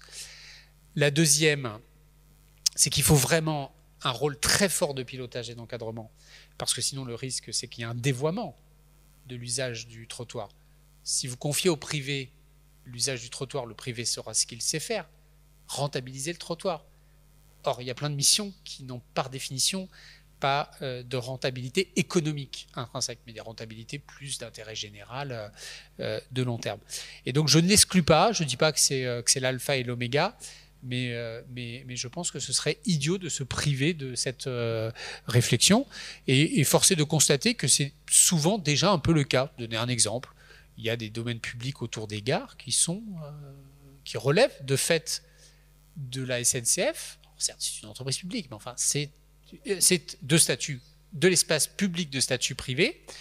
Et de plus en plus, on voit vraiment une superposition que je qualifie d'intelligente entre la maîtrise d'ouvrage d'espace public en gestion directe et des espaces privés, semi-privés. Mais c'est un peu le sens, on en revient au sens du manifeste, c'est que c'est pas parce que c'est dans le domaine privé que ça ne regarde pas la collectivité ou les pouvoirs publics en général, et c'est pas parce que ce serait public que ce serait bien fait. Et donc, je pense que c'est une piste à explorer qui me paraît intéressante, mais à des prérequis que je ne veux pas détailler ici, extrêmement exigeants si on ne veut pas qu'il y ait un dévoiement de ce qu'est le trottoir, c'est-à-dire d'abord un espace de liberté de circulation.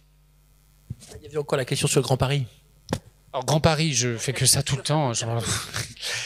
Ça percole. Alors, deux choses. C'est très amusant, par exemple, de ça. Je travaille beaucoup sur le sujet de l'esthétique métropolitaine. J'y travaille avec Patrick Collier. J'en ai reparlé d'ailleurs tout à l'heure sur le sujet pas du tout anecdotique de la signalétique vélo. Parfois, on se dit c'est quand même de bon sens que les pouvoirs publics s'accordent sur un projet de signalétique vélo cohérent. Sauf que la région est partie dans son coin, la ville et la métropole sont plutôt alignées, mais toutes les communes ne sont pas encore engagées. Et donc c'est idiot, mais enfin, c'est essentiel pour la commodité, pour le confort d'usage de nos concitoyens.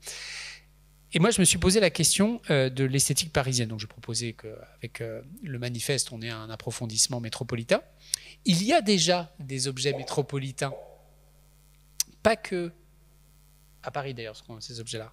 Mais je le dis d'ailleurs devant un représentant éminent de cette entreprise, mais l'un des objets les plus communs ce sont des objets privés. En l'occurrence, JC Decaux a une tradition d'équipement qui crée une esthétique qui, de fait, est reconnaissable par beaucoup. Elle n'a pas été pensée. C'est un industriel qui a fait des belles offres et du coup qui a été déployé. Et moi, je voudrais la compléter ce travail-là d'esthétique commune, métropolitaine. Alors, je pense que le plus absurde serait de singer le Paris haussmannien et d'en mettre partout en donnant l'illusion que Haussmann a aménagé tout le Grand Paris. Mais je pense qu'il faut que nous inventions nos propres objets. Et pour qu'ils fonctionnent, d'abord, ce serait très présomptueux d'imaginer choisir maintenant ce qui fonctionnera. Quand on regarde le mobilier urbain de la seconde moitié du 19e, pour les quelques objets magnifiques que l'histoire nous a légués, la colonne Maurice, le kiosque, la fontaine Wallace, c'est des dizaines de trucs totalement destroy qu'ils ont inventés. Il y avait des pissotières de tous les modèles possibles et imaginables. Alors, parfois avec un peu plus d'exigence que celle d'aujourd'hui. Je plaide coupable. Enfin, pas moi, mais je m'en sens comptable.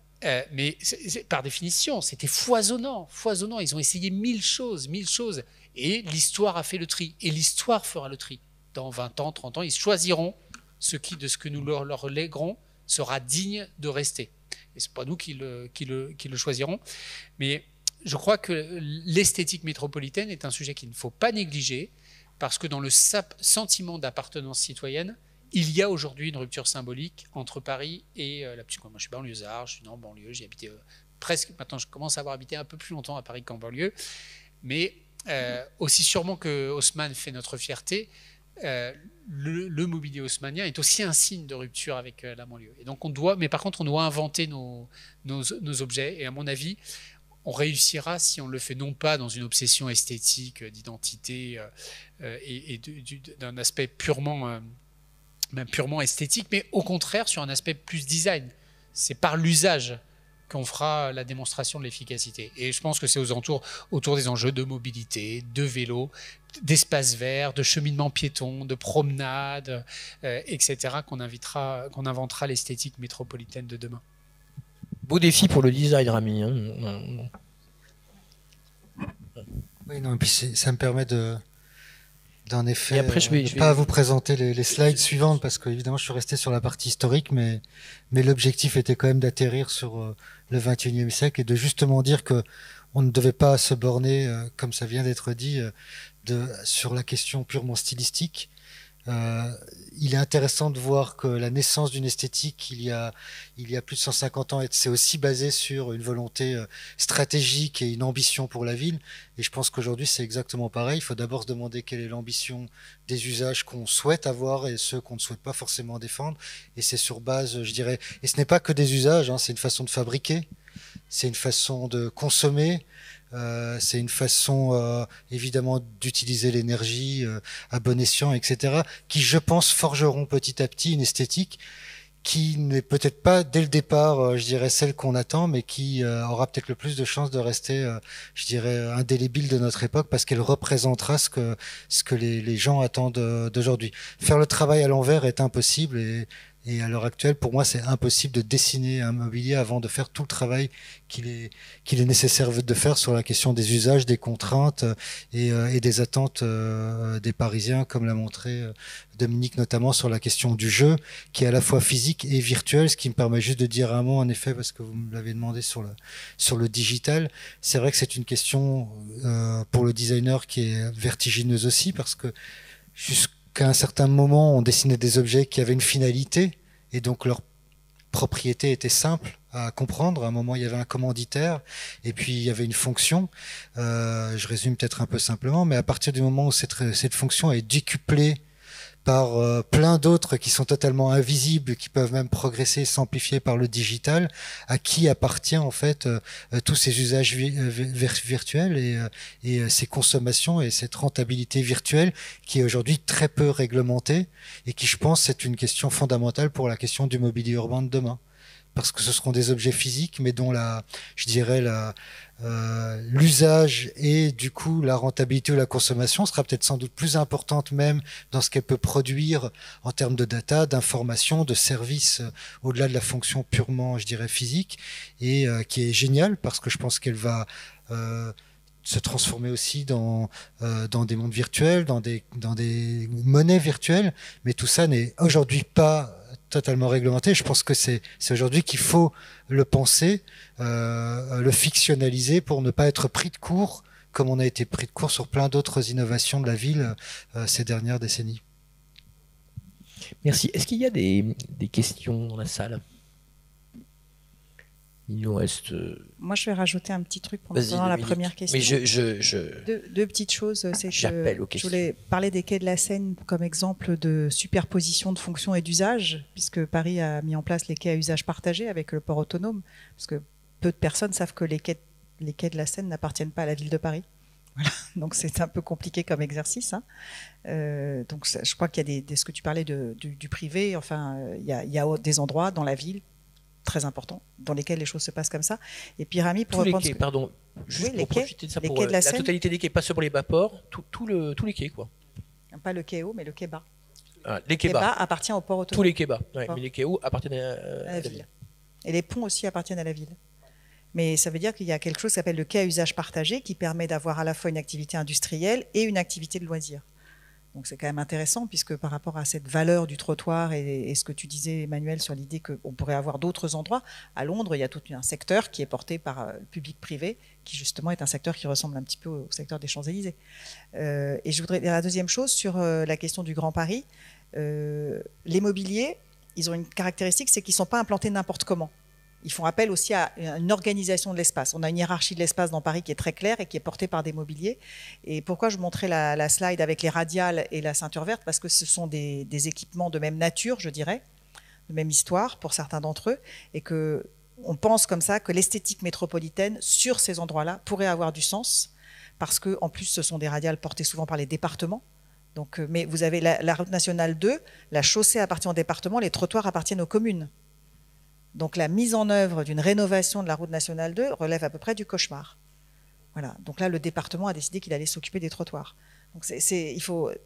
Mais au moins, on se dit que sur ces endroits-là, on peut sans doute avoir quelque chose de commun. Et c'est pour ça qu'on était si contents de ces pistes vélo, parce que tout d'un coup, ça faisait un commun. Voilà. Mais parce qu'après, vous allez au Pré-Saint-Gervais, il y a des mobiliers qui sont peints en bordeaux. Vous allez ici les Moulineaux, ils sont peints en bleu, je sais pas quoi. Vous allez dans n'importe quelle commune, enfin vous avez la limite communale, il y a un truc qui change de couleur, quoi, pour dire qu'on n'est pas à Paris. Voilà. Isabelle, une réaction? Je regarde la salle. Peut-être je peux réagir sur 3 points. Déjà, la question de la concession des trottoirs et de l'espace public. Elle me semble intéressante à réfléchir, ne serait-ce que d'un point de vue heuristique, en fait, pour se poser des questions. Notamment, il me semble qu'il y a 2 questions qui vont se poser. C'est quel est le périmètre géographique? Parce que là, on parle des trottoirs des rues de manière un peu générique, mais évidemment, les trottoirs des Champs-Élysées ne sont pas les mêmes que les trottoirs de la rue Richer ou que les trottoirs de la rue Orchamps, le plus petit trottoir de Paris. Donc ça pose la question du périmètre géographique. Je vous renvoie à l'éditorialiste romancière Titu Lecoq qui, dans un livre, proposait de mettre en concurrence des trottoirs impairs avec des trottoirs pairs, en fait. Voilà. Est-ce que demain, on n'aura pas les mêmes modes de gestion de l'un et de l'autre, parce que finalement, ils n'ont pas la même valeur. C'est une question pour Oulipo. Pardon ? C'est une question pour Oulipo. Voilà. Voilà. Et puis ça pose aussi, et là je pense que c'est un vrai sujet, ça pose la question du périmètre fonctionnel. Et là ça renvoie au fait que la question de l'espace public aujourd'hui est gérée par un certain nombre de directions au sein de la ville de Paris ou d'autres villes. Et effectivement, peut-être que finalement ça serait une manière d'avoir une gestion unifiée d'un sujet qui est très éclaté. Et cette gestion en silo de l'espace public pose question. Or, est-ce qu'on met dans le périmètre la question de la conception, la question de la fabrique des trottoirs, de leur entretien, du mobilier urbain, de l'éclairage publib, de la J'ai compris que c'était un des enjeux du manifeste que justement de traiter ce problème. Et puis peut-être sur le public-privé, ce que je trouve intéressant aussi, il me semble qu'on peut peut-être se poser la question de savoir si finalement le critère visible depuis l'espace public ne deviendrait pas un nouveau critère. Alors j'ai 2 éléments par rapport à ça. C'est le voyage à Nantes, donc de Jean Blaise à Nantes, qui en fait propose comme critère que les œuvres d'art soient installées dans des lieux qui puissent être visibles depuis l'espace public, quand bien même ce sont des lieux privés. Et l'autre élément, c'est que en réaction à la réglementation sur la publicité sur l'espace public, vous avez un opérateur concurrent de JC Deco qui s'appelle Phoenix, qui a proposé en fait de mettre des écrans publicitaires à l'intérieur des vitrines, puisqu'elles sont sur l'espace privé. Et donc Donc là, on voit bien comment finalement ces questions de public-privé se brouillent. Et puis dernier point peut-être là-dessus, sur public-privé, c'est que Dominique, tu parlais de la végétalisation.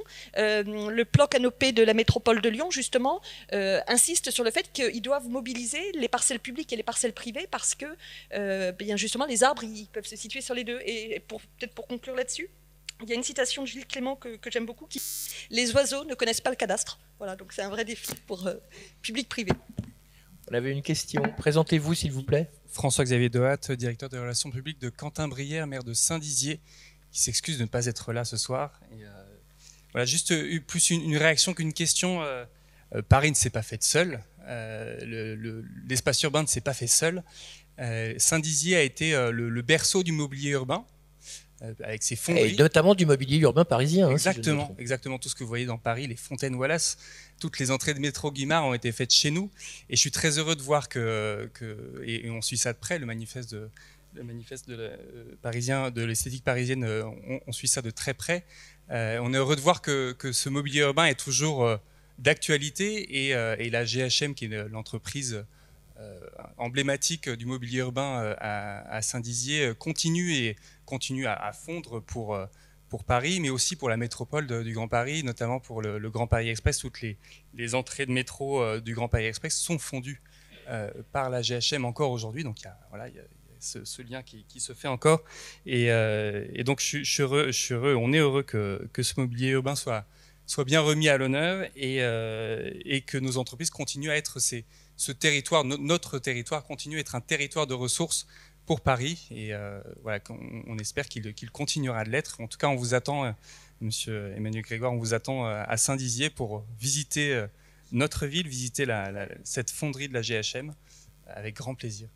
Oui, merci beaucoup. Et c'est aussi une question pour Ramis. Hein. Est-ce que vous êtes prêt? Est-ce que le design est prêt? Et peut-être le faites-vous déjà à prendre comme contrainte, surtout à l'heure de l'exigence de réindustrialisation du pays, de relocalisation, etc., de travailler avec des filières, avec des industries qui sont localisées. Enfin, vous voyez ce que je veux dire? Ne pas être indifférent à cette question de la localisation de la source de production, quoi. Non, je pense que c'est même le cœur de notre métier, en fait. Je vois pas même un autre intérêt à faire du mobilier urbain aujourd'hui. Je pense qu'il y a quelques années, quand on disait que le designer, en fait, sa place dans l'espace public, c'était le mobilier urbain, je pense que je l'aurais pris très très mal, parce que je trouve que, enfin, je pense qu'il y en a eu ces discussions, notamment avec Dominique, parce que je pense que c'est pas notre place. Notre place, c'est vraiment les problématiques de la ville, ou les problématiques d'ailleurs de n'importe quel type d'usage. Et les problématiques de la ville aujourd'hui, c'est de rassembler toutes les valeurs. Je parlais des imaginaires tout à l'heure, mais les valeurs qui rendent fiers les habitants de la ville, avant tout.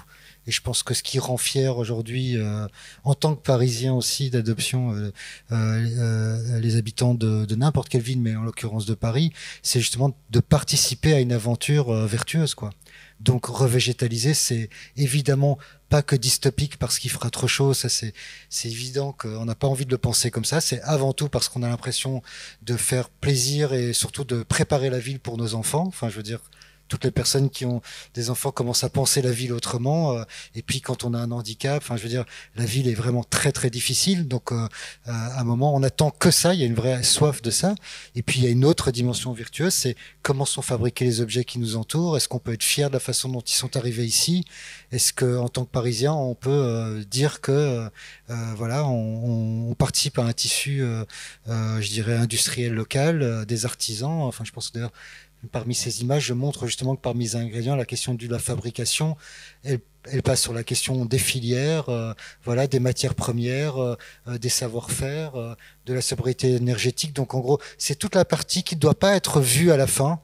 Hein, c'est comme la question de l'écologie, on n'a pas envie de la ressasser. Formellement, ça ne doit pas avoir forcément un impact, mais par contre, le fond, c'est ça qui crée l'imaginaire et évidemment la fierté, je dirais, des objets qui nous entourent.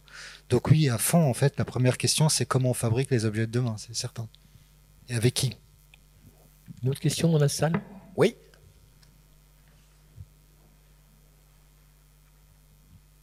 Oui, bonsoir, Laurent Vigneault d'Artelia. Merci beaucoup pour la qualité du débat.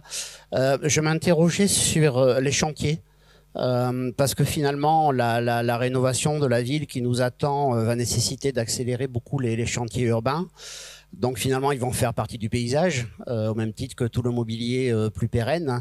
Et ma question, c'était, est-ce que finalement, on ne peut pas imaginer du mobilier de chantier qui déjà aurait une certaine esthétique, mais qui serait aussi pérenne peut-être après le chantier, un peu de la même façon que quand on a refait l'ensemble des travaux haussmanniens, chaque immeuble en fait gardait sur ses murs les pierres qui dépassaient pour accueillir l'immeuble d'à côté. Et donc finalement avait également inventé l'esthétique du chantier.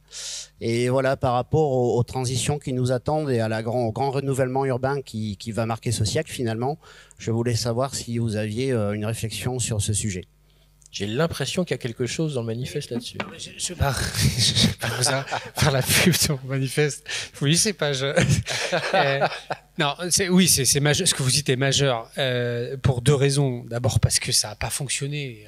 On a eu des difficultés de coordination des interventions. Il faut savoir que 90% des chantiers à Paris sont des chantiers purement privés. Purement privés. Sur le 10% restant, il y en a 8 en termes de surface qui relèvent des concessionnaires. Et en fait, on parle des concessionnaires de réseau. Hein, c'est chauffage urbain, gaz, électricité, plus marginalement réseau de froid. Et ça, c'est des chantiers très impactants. Donc, la ville pèse beaucoup quand même sur les chantiers d'espace public qui sont impactants. Comment vous dire ça de façon la plus honnête possible, c'est en tout cas un constat qu'on a dressé sur la mandature précédente. Il y avait quand même de gros défauts d'encadrement et de contrôle sur les délais d'intervention, parce que tout ça, c'est de la sous-traitance en cascade. Enfin, beaucoup d'entre vous savent très bien comment ça fonctionne. C'est-à-dire qu'il y a un maître d'ouvrage qui est souvent un concessionnaire, mais en réalité, il y a une cascade, de la sous-traitance en cascade. C'est jamais les mêmes qui viennent pour les mêmes choses. Je rappelle un élément fondamental, mais on n'ouvre pas le trottoir pour l'électricité et le gaz en même temps. Et donc, il y a quand même des critères de restriction extrêmement forts sur ces travaux.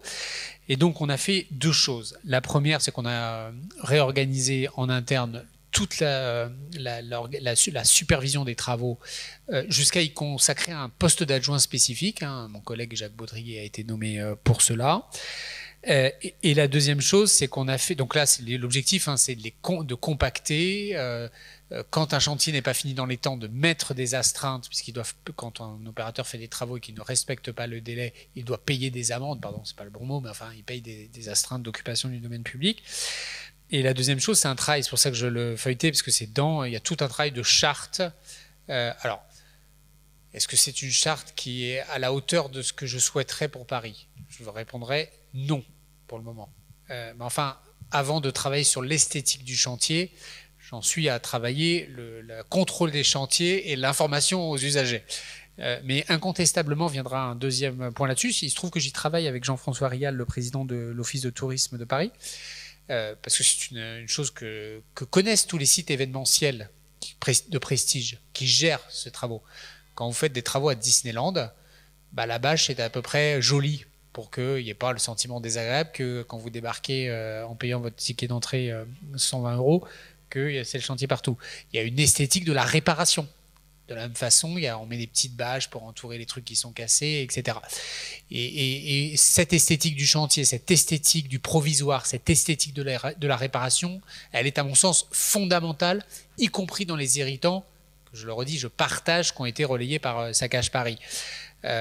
Quand un lampadaire est cassé, Parisien, il peut comprendre que ce n'est pas Hidalgo ou moi qui l'avons cassé dans la nuit.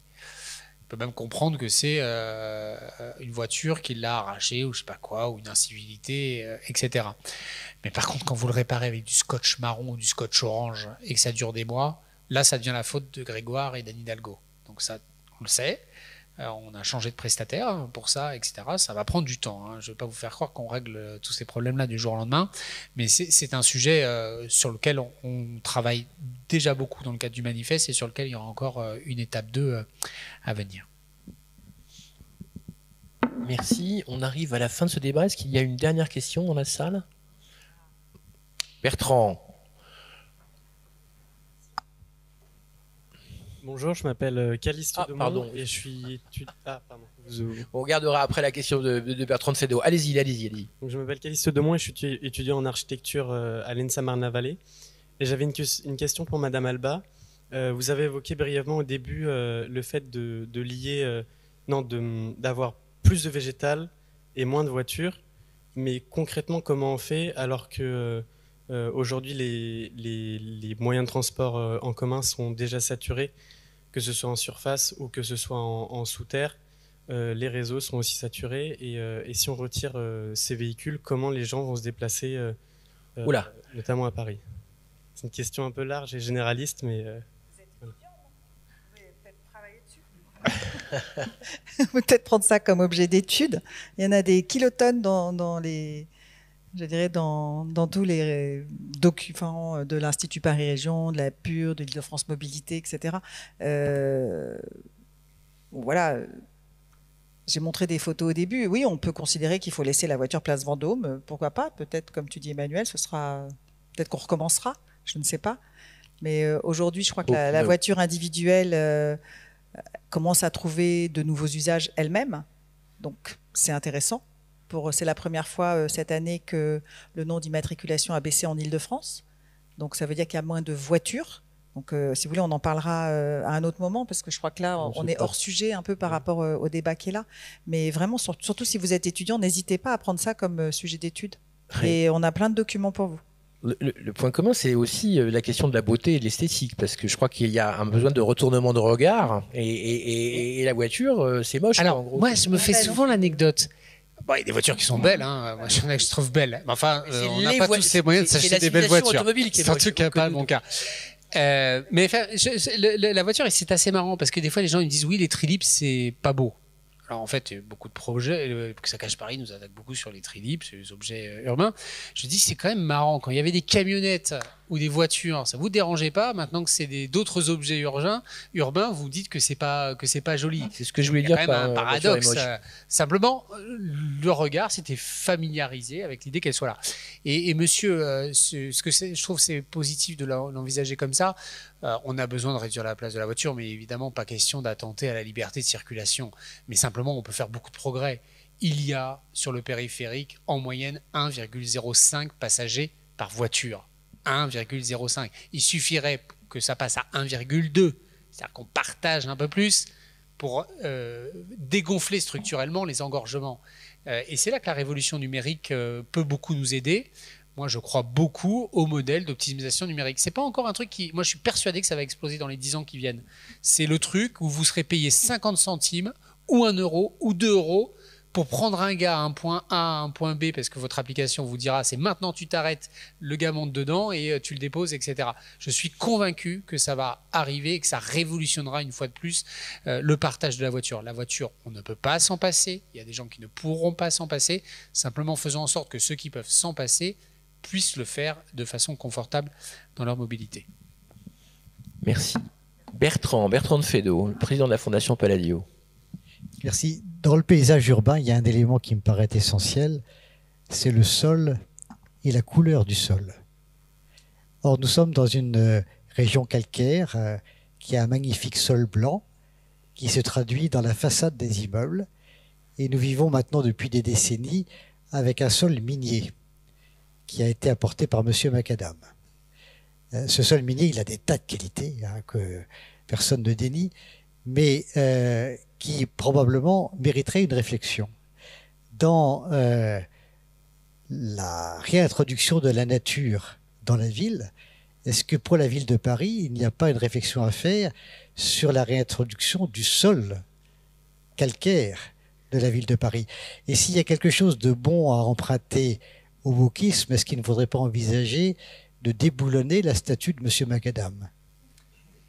Il a rendu des grands services. Alors, il faut savoir que Macadam, qui est un ingénieur anglo-saxon, qui a inventé cette méthode d'enrober, en réalité, il bénéficie d'un prestige qu'il ne mérite pas, puisque le Macadam n'a été utilisé que pendant 2 ans. Parce que assez vite, une innovation d'ingénierie, enfin, ça restait à peu près le même problème.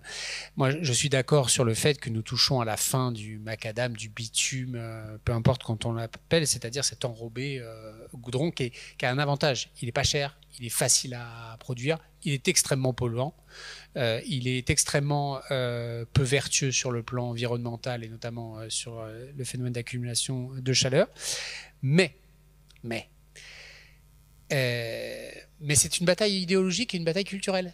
Parce que moi, j'ai 4 avis sur mon bureau, des ABF, où on met de l'enrobé clair parce qu'on trouve ça plus joli et parce qu'on trouve que c'est beaucoup plus vertueux sur le plan environnemental. Et les ABF, ils disent ah non, parce que Paris, c'est une ville minérale, donc il y a du bitume par terre, il faut garder le bitume. Ils concèdent, alors ça je partage, que le pavé parisien est bien mieux. Simplement, le pavé parisien, il est bien pour tout le monde, sauf pour ceux qui font du vélo, qui ont des poussettes, qui ont des fauteuils roulants et qui ont les chevilles fragiles. Et donc, c'est une bataille que nous allons mener. Deux fois, ça se gère intelligemment avec les ABF. Et à d'autres endroits, ils sont hyper stressés, notamment secteur PSMV Marais, PSMV 7e, où dès qu'on leur demande un truc un peu différent, ils n'aiment pas. Ils disent ah non, ne sortons pas du bitume parce que ça, on connaît, c'est bien. Je leur dis mais ça n'existait pas sous Haussmann. Hein. Et ça existait encore moins dans les quartiers qu'on évoque, qui sont pour beaucoup d'architecture médiévale et pré-révolution. Alors, et donc, par contre, sur l'idée, je la trouve extrêmement intéressante, parce que pour vous dire, je l'ai déjà vu à l'expertise, c'est la rue végétale.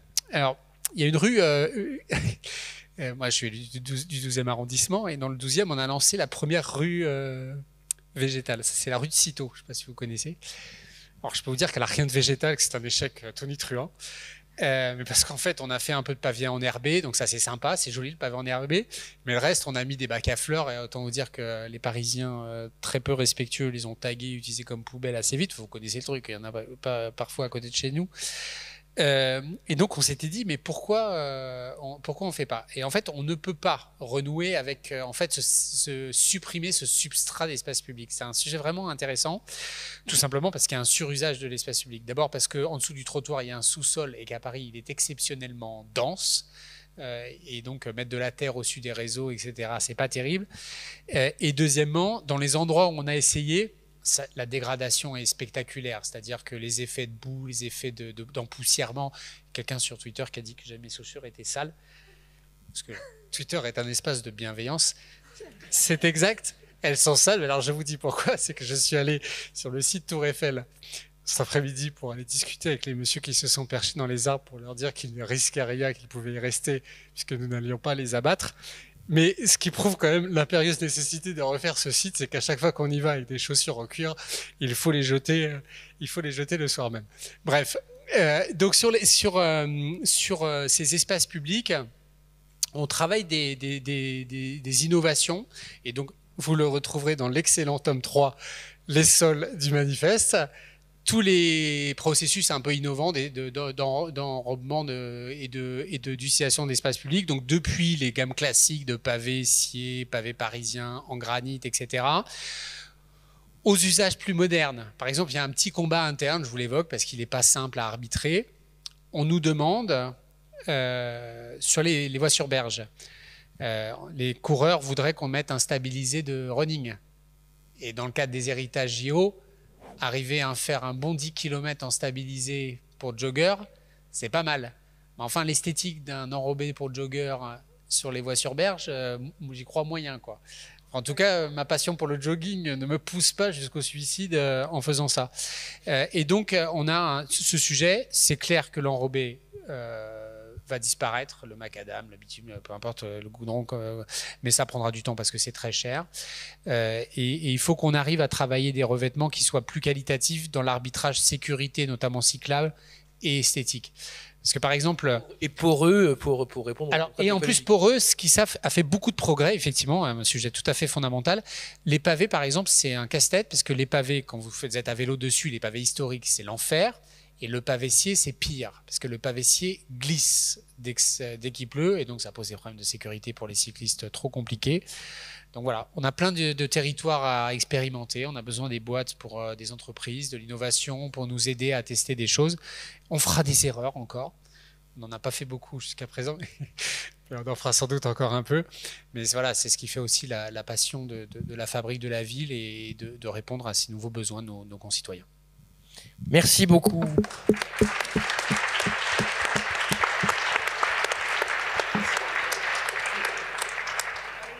Merci pour votre accueil. Merci à la ville de Paris, à vous-même et à nos panélistes qu'on peut féliciter et applaudir à nouveau, s'il vous plaît.